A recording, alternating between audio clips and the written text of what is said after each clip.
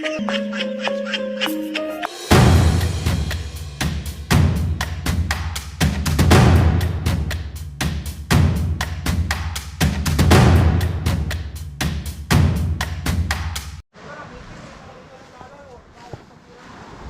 yun, good morning. Good morning po sa ating lahat. Today is Friday. Today is a holiday. So nandito ako ngayon sa tinatawag na Lingayen Cove. So tinatawag din nila itong Little Batanes. So yun guys, fishing tayo ngayong araw. So total holiday naman. So magre-relax muna tayo. Tayo magre-relax. So baka na rin makakayari tayo ng pangulam.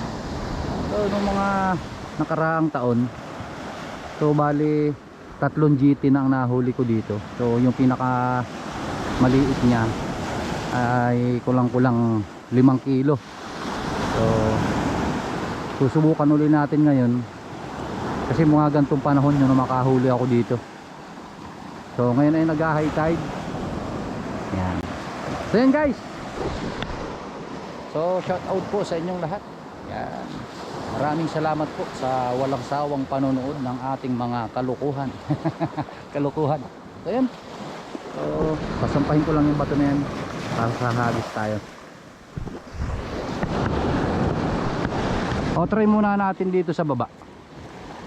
Baka na lang mayroong maliliit na ano, talakitok.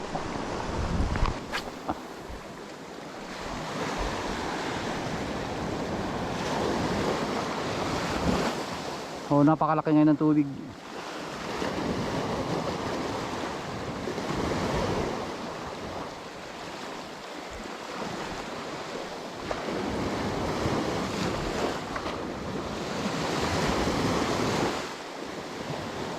Eh, may sumusunod guys. So itong lugar rito guys, iniitlogan to ng sea turtle.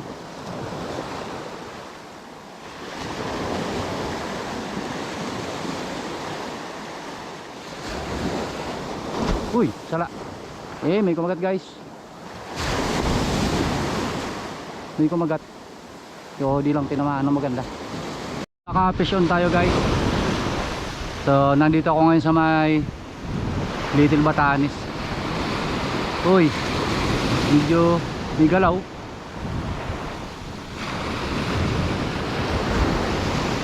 Sana man dala natin ito patabi.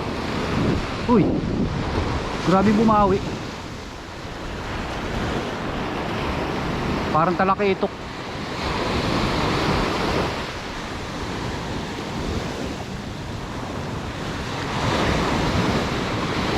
Grabe.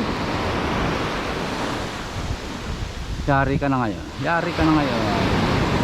Oh, talakitok. Ha. Sana may kasama pa to guys.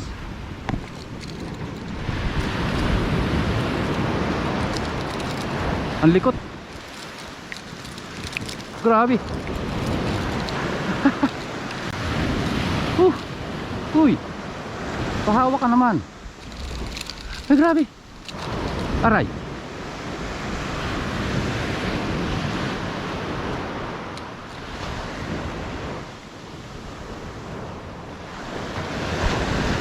So ito guys yung matalas ang ano pag lumalaki oh.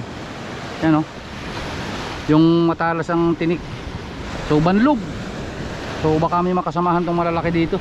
Guys. So iisa ang nahuli natin. So tayo uuwi na. So iisa lang yung nahuli natin. Nakahuli tayo na sa talaki. So ayun oh, napakaganda dito ng ano. Dagat. Tapos meron pang ano, rainbow. Yeah. So yun. So nandun yung Little Batanes. So dito ako ahon natin kasi yung motor ko sa kabila. So yun guys, thank you. So uuwi na tayo. Maraming salamat po.